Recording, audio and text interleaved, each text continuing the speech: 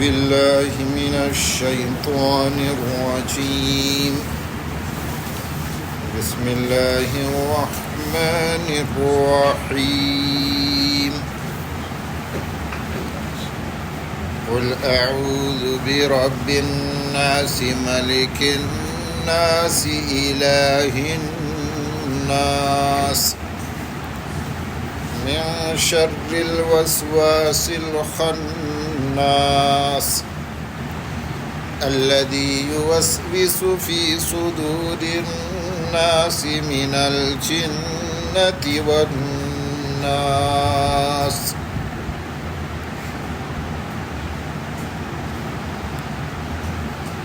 کہہ دیجئے میں پناہ لیتا ہوں رب الناس کی، ملک الناس کی، الہ الناس کی. کل ہم تذکرہ کر رہے تھے کہ سورہ مبارکہ میں ناس 5 مرتبہ اس کا تکرار اور اعادہ نظر آتا ہے، اور ناس کے معنی انسان. تو بعض لوگوں نے اس میں لطافت اس طرح نمایاں کیا ہے کہ پہلا ناس ہے رب کے ساتھ، رب الناس. رب الناس کا مطلب لوگوں کی پرورش کرنے والا. ویسے تو اللہ تبارک و تعالی صرف لوگوں کا رب نہیں ہے، رب العالمین ہے. اور رب العالمین عالم کی ڈیفینیشن کیا ہے؟ ما سوا، سمجھ لیجئے جو عالم بولتے ہیں نا اردو میں، اس کا ترجمہ دنیا کے ساتھ کرتے ہیں، جہاں کے ساتھ آپ یونیورس، کائنات بولیے. تو جب عالم بولا جاتا ہے تو اس میں پلورل لانے کی ضرورت نہیں ہے، یہ جنس ہے.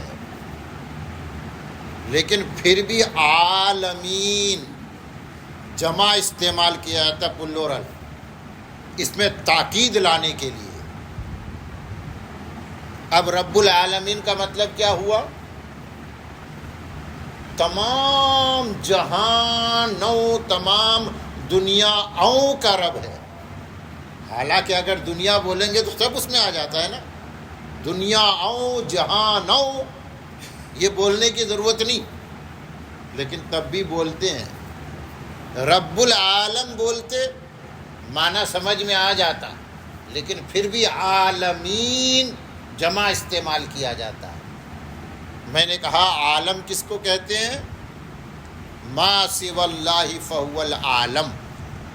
اللہ کے علاوہ جو بھی ہے وہ عالم ہے. عالم میں اللہ شامل نہیں ہے، کیونکہ عالم ایک مخلوق ہے اور اللہ تو خالق ہے. تو خالق مخلوق میں کیسے سما سکتا ہے؟ تو جو بھی اللہ کے علاوہ ہے وہ عالم ہے، اور اللہ عالم کا رب ہے. تو صرف انسانوں کا رب تو نہ ہوا نا وہ، لیکن یہاں پر کہہ دیا رب الناس، انسانوں کا رب ہے. اس میں خاص کر دیا. کیوں؟ اس میں حکمت یہ ہے کہ یوں تو اللہ سب کا رب ہے، تمام حیوانات، نباتات، جمادات، موجودات کی ہر قسم کا رب ہے. لیکن اللہ کی ربوبیت تامہ، کیا لفظ استعمال کر رہا ہوں میں؟ ربوبیت تامہ.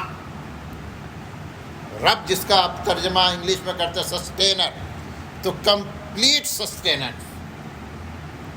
ربوبیت تامہ کا مظاہرہ انسان میں نظر آتا ہے. کس میں نظر آتا ہے؟ انسان. گویا کہ اللہ کی ربوبیت کا سب سے اعلیٰ مثال ہے انسان. اللہ کی ربوبیت آپ ایک چیونٹی میں سمجھ سکتے ہیں، ہاتھی میں سمجھ سکتے ہیں، شجر و حجر میں سمجھ سکتے ہیں، کیونکہ ہر چیز کو اللہ کا احتیاج ہے.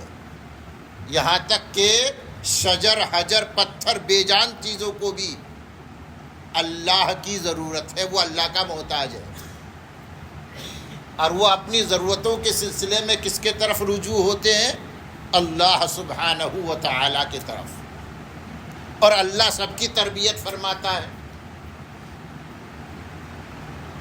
لیکن تربیت کا کمپلیٹ مظاہرہ انسان میں نظر آتا ہے کہ اللہ تبارک و تعالی، چونکہ انسان جو ہے نا، انسان کا ایک تو ظاہری وجود ہے، فزیکل ایگزسٹنس میں آپ کو جو کچھ نظر آتا ہے باہر، اس سے زیادہ یہ باکمال ہے۔ یہ جو ظاہری وجود ہے، اس کے اعتبار سے آپ یہ کہتے ہیں کہ یہ انسان دنیا کا سب سے خوبصورت مخلوق ہے۔ کیا کہتے ہیں؟ سب سے خوبصورت مخلوق ہے، چونکہ اس کے اعضاء کی جو بناوٹ ہے، یہ جو تناسب اعضاء اس میں نظر آتا ہے، دنیا کے کسی بھی مخلوق میں وہ تناسب، وہ اعتدال کسی اور میں نظر نہیں آتا، سب سے خوبصورت ہے۔ لیکن انسان کی پہچان صرف یہ نہیں ہے کہ وہ سب سے زیادہ خوبصورت ہے، انسان اپنے جمال سے زیادہ اپنے کمال سے پہچانا جاتا ہے۔ اس کے جو اندر اللہ نے کمالات بھرا، وہ ہے اصل کمال کی چیز۔ کمالات کا مجموعہ بنا دیا اللہ تعالیٰ نے اس انسان کو، کہ دنیا کے دیگر مخلوقات میں جو بھی کمالات آپ کو نظر آتے ہیں، انسان کے اندر کسی نہ کسی درجے میں وہ کمال موجود ہے، بلکہ برتر انداز میں موجود ہے۔ آپ یوں تو شجاعت اور بہادری میں کس کی مثال دیتے ہیں؟ شیر کی۔ کس کی مثال دیتے ہیں؟ شیر کی مثال، کہ شیر جیسا بہادر۔ لیکن انسان، یہ چھوٹا انسان جب بہادری کا مظاہرہ کرنے پہ آتا ہے تو شیر بھی اس کے سامنے مغلوب اور زیر ہو جاتا ہے، اور شیر کے منہ میں بھی لگام ڈال دیتا ہے، اور ایک ادنا سی چھری لے کر شیر کو اپنے پیچھے گھماتا ہے کہ نہیں؟ حالانکہ اس کو ایک پنجہ مار دے تو زمین میں دھس جائے گا، لیکن شیر پر حکمرانی کرتا ہے کہ نہیں؟ تو شیر زیادہ بہادر ہوا کہ انسان زیادہ بہادر ہوا؟ انسان زیادہ بہادر ہوا۔ میں نے ایک مثال دیا ہے۔ تو اللہ کی ربوبیت کا مظہر اعلیٰ انسان ہے۔ اب انسان کی اس کو سمجھنا ہے تو ذرا آپ ڈیٹیل میں چلے جائیے۔ فی ظلمات ثلاث، تین اندھیرے میں، رحم مادر میں، مدر میں، اس کی اعضاء کی تخلیق، ایک تنگ راستے سے اس کا باہر آنا، اور نشو و نما کا، ڈیولپمنٹ کا جو پروسیس چلتا ہے، اور اس کی جو پرورش ہوتی ہے، سب سے اعلیٰ انداز میں ہوتی ہے۔ پرورش تو سب کی ہوتی ہے۔ گائے بچہ دیتی ہے، گائے بھی اپنے بچے کی تربیت کرتی ہے۔ مچھلی بچہ دیتی ہے، مچھلی بھی اپنے بچے کی تربیت کرتی ہے، لیکن تربیت تھوڑی تھوڑی آپ کو نظر آئے گی۔ مکمل تربیت انسانی بچے میں نظر آئے گی کہ کس طرح اس کے ماں باپ اس کی تربیت کرتے ہیں، ایک لمبے زمانے تک تربیت کرتے ہیں۔ ماں باپ کی تربیت آپ کو نظر آتی ہے، لیکن اصل تو رب اللہ ہے۔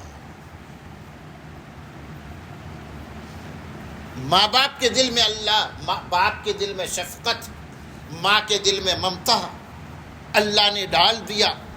جب باپ کی پہلی نظر اپنی اولاد پہ پڑتی ہے، ماں کی نظر پڑتی ہے، تو پہلی نظر میں اللہ ان کے اندر ایسی محبت، ایسی شفقت، ایسی ممتا ڈال دیتا ہے کہ وہ اپنے آپ کے لیے، اب کہتے مربی بننے کے لیے پہلے ہی دن میں تیار کھڑا ہو جاتا ہے۔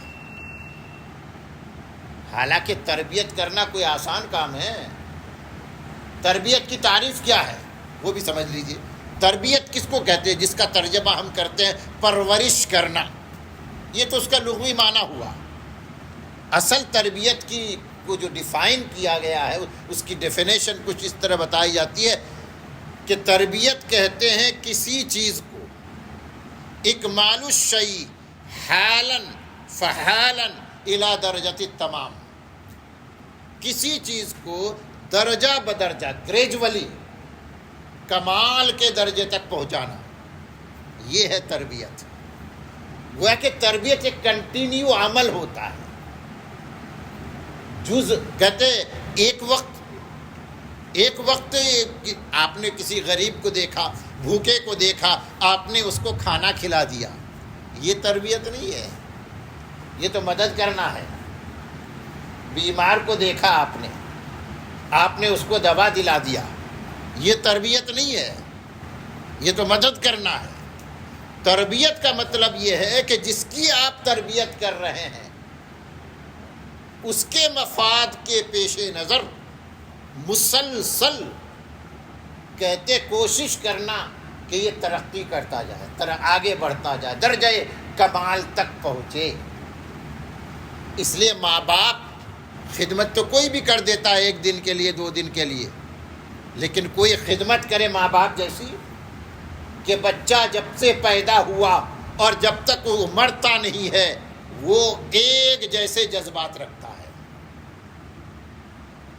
کہ میری اولاد ہی میری دنیا ہے، میرے لیے میری اولاد سرو پرے ہے. میں اپنی اولاد کے خاطر گرمی برداشت کر سکتا ہوں، سردی برداشت کر سکتا ہوں، تمام تکلیفوں کا سامنا کر سکتا ہوں. حالانکہ حالات کے بدلنے سے مواقع بدل جاتے ہیں، کب کیا کرنا ہے تقاضے بدل جاتے ہیں، ریکوائرمنٹ بدل جاتے ہیں، لیکن جذبہ نہیں بدلتا. اب ماں باپ تربیت کرتے ہیں بچے کے مفاد کو دیکھ کر، کبھی رلاتے ہیں، کبھی ہنساتے ہیں، کبھی کھلاتے ہیں، کبھی بھوکا رکھتے ہیں. تربیت میں صرف کھلانا نہیں ہے، بھوکا رکھنا بھی ہے، کیونکہ تربیت میں سامنے والے کا مفاد پیش نظر رکھا جاتا ہے. اس لیے ہم جو کہتے ہیں کہ اللہ تعالیٰ سے میں نے بہت مانگا، اللہ نے دیا نہیں. اللہ کیسے دیتا؟ کیونکہ وہ صرف محسن نہیں ہے، احسان کرنے والا نہیں ہے، معین و مددگار نہیں ہے، وہ رب ہے. اور رب اللہ تعالیٰ کی جو پہچان ہمیں نظر آتی ہے نا، وہ تربیت کے نقطۂ نظر سے زیادہ پہلی وہی نازل ہوتی ہے، اقرا بسم ربک، رب کا حوالہ، قل اعوذ برب الحمد للہ رب العالمین، قل اعوذ برب الفلق، قل اعوذ برب الناس. وہ ہمارا رب ہے. اور رب کی ذمہ داری کیا ہے کہ جس کا وہ رب ہے اس کو کمال تک پہنچا، اس کی حفاظت کرے، اس کی رکھوالی کرے. اور حفاظت اور رکھوالی میں کیا کرنا پڑتا ہے کبھی کبھی، جیسا کہ میں نے کہا کبھی کھلانا پڑتا ہے، کبھی بھوکا رکھنا پڑتا ہے. پتہ چلا اس کا پیٹ خراب ہے تو وہ ادھر ادھر کی چیز کھا لے گا اور خراب ہو جائے گا، تو کہا جاتا ہے کہ نہیں تم کو بھوکا رہنا ہے. سردی ہو گئی ہے، آئس کریم نہیں دینا ہے، 1000 روپے کی چیز لے لو، بدلے میں 50 روپے کا آئس کریم میں نہیں دوں گا. اب بچہ ناراض ہے، ابا میرے کیسے ہیں، ایک آئس کریم مانگ رہا ہوں اور اس کی زیادہ قیمت بھی نہیں ہے لیکن نہیں دے رہا ہے. باپ سے پوچھئے کہ ہزاروں 50 قربان ہے لیکن اس وقت اس لیے نہیں دے رہا ہوں کیونکہ یہ اس کے لیے نقصان دہ ہارمفل ہے. تو اللہ ہمارا رب ہے، اس کا مطلب ہے کہ ہم جو بھی چیز اللہ سے مانگیں گے اللہ دے دے، یہ کوئی ضروری نہیں ہے، چونکہ اللہ اپنی حکمت اور بندے کی مصلحت پہ نظر فرما کر اپنے فیصلے صادر فرماتا ہے. اس لیے ہم اللہ سے کیا کہتے ہیں، یا اللہ جس میں خیر ہو وہ عطا فرما دے، اپنی حکمت اور ہماری مصلحت کے مطابق عطا فرما دے، کیونکہ عقل مندی اسی میں ہے. تو میں نے کہا اللہ سب کا رب ہے لیکن انسان کا سب سے بہتر رب ہے. اس لیے فرمایا رب الناس، ملک الناس، میں کہہ رہا تھا کہ کسی نے اس میں لطافت اور ظرافت کا مفہوم اس طرح پیدا کیا کہ انسان کا سب سے پہلا مرحلہ کیا ہوتا ہے؟ بچپن کا. اس دنیا میں آتا ہے تو کیا بن کر آتا ہے؟ بچہ. اور بچہ مکمل طور پر وہ ڈیپینڈ ہوتا ہے اپنے ماں باپ پر. ماں باپ اس کی تربیت کرتے. اس کی دنیا ہی ماں کی گود ہے. وہی اس کی پوری دنیا ہے. اس کو کھلانا پلانا ساری ضرورتیں مہیا کرنا یہ ماں باپ کی ذمہ داری ہے. تو بچپن کے ساتھ کیا لفظ زیادہ مناسب لگتا ہے؟ رب کا. پھر جب اس کی عمر آگے بڑھتی ہے، جوانی پہ قدم رکھتا ہے، تو تھوڑے اس کے جذبات بدل جاتے ہیں. ابھی تک جو یہ کہہ رہا تھا کہ میری ماں میرے لیے سب کچھ ہے، تھوڑا سا شعور بڑھا تو کہنے لگا باپ بھی ہے. پہلے سمجھ میں نہیں آتا کہ یہ جو ماں دیتی ہے نا یہ باپ کا لایا ہوا ہے. تو چھوٹا بچہ باپ کی طرف کم بھاگتا ہے، ماں کی طرف زیادہ بھاگتا ہے. لیکن جب کچھ شعور کے حد تک پہنچتا ہے کہ اچھا تھیلا تو باپ لاتا ہے جس میں ساری چیزیں ہوتی ہے، ماں اس کو بڑھتا کہتے لا کر دیتی ہے، تو پھر باپ کی طرف بھی توجہ بننے لگتی ہے.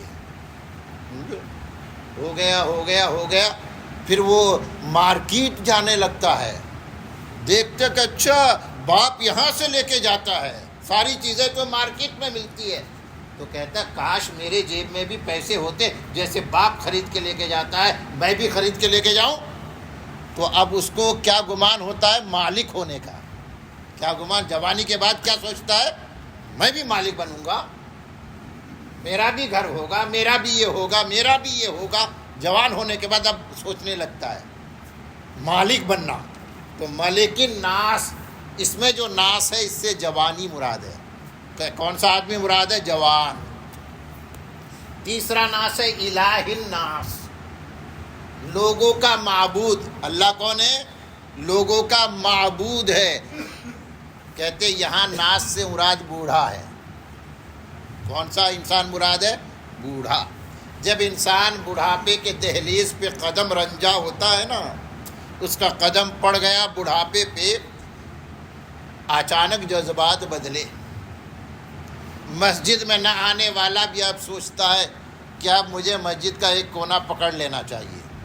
جیسے ہمارے یہاں ہے، کہتے سب سے پہلے بوڑھا ہونے کے بعد کیا سوچتا ہے؟ حج کر لوں، اب جو ہے اس کے بعد سب چھوڑ دوں گا، سب بچوں کے حوالے کر دیا. یہ جو مالک بننے کا جنون تھا یہ جنون اتر جاتا ہے جب بڑھاپا آتا ہے. فکر ہے میرے بچے میرا کاروبار سنبھال لیں، اب نہیں ہوتا اس. یہی ہے ترتیب. آپ بچے سنبھال لیں گے تو کیا کرے گا؟ کہ میں اللہ کی عبادت کروں گا. الہ الناس، لوگوں کا معبود یعنی بوڑھوں کا معبود. اور چوتھا ناس آیا ہے الذی یوسوس فی صدور الناس. کہتے اس ناس سے مراد ہے اچھا انسان. چونکہ انسان، ابھی بات آئے گی، شیطان آئے گی، کیا رات میں آئے گی انشاءاللہ، رات میں مکمل کریں. یہ جو ناس سے مراد یہ کہتے اچھا انسان، چونکہ کہا گیا لوگوں کے دلوں میں یہ شیطان وسوسے ڈالتا ہے. تو کس آدمی کے دل میں وسوسے ڈالتا ہے؟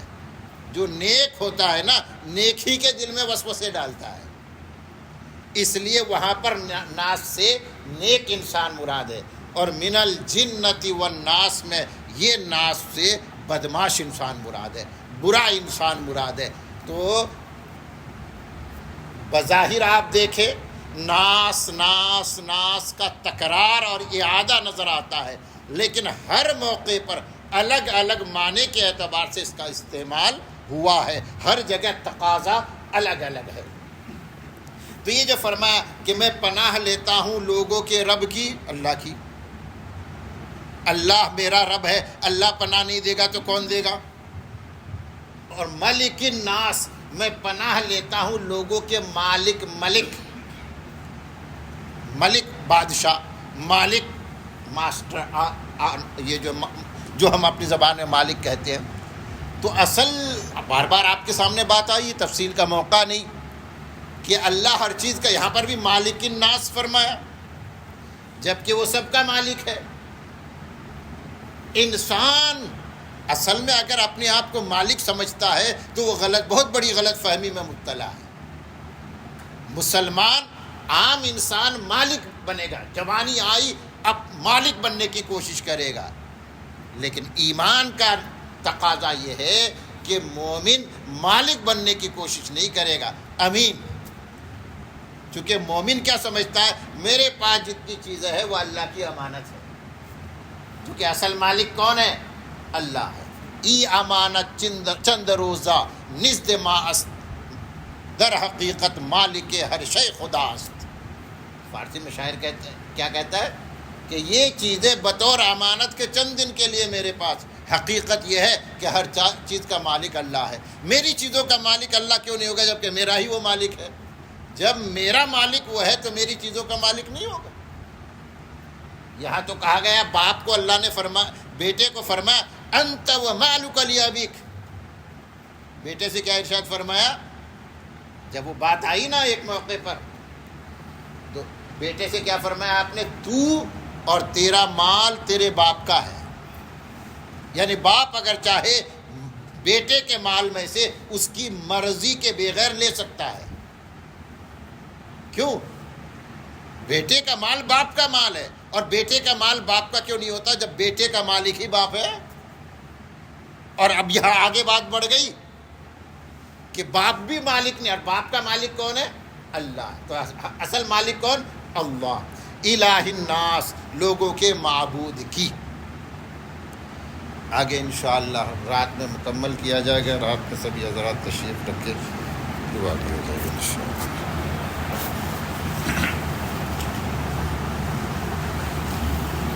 الحمد للہ رب العالمین والصلاة والسلام علی رسولہ النبی الکریم۔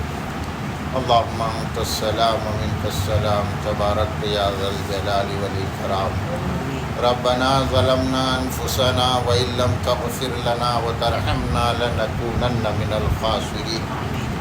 اللہم لا سہل الا ما جعلته سہلا وانت تجعل الحزن سہلا اذا شئت۔ یا اللہ یہ دعائے معصور منقول تیرے حبیب صلی اللہ علیہ وسلم نے یہ دعا سکھائی۔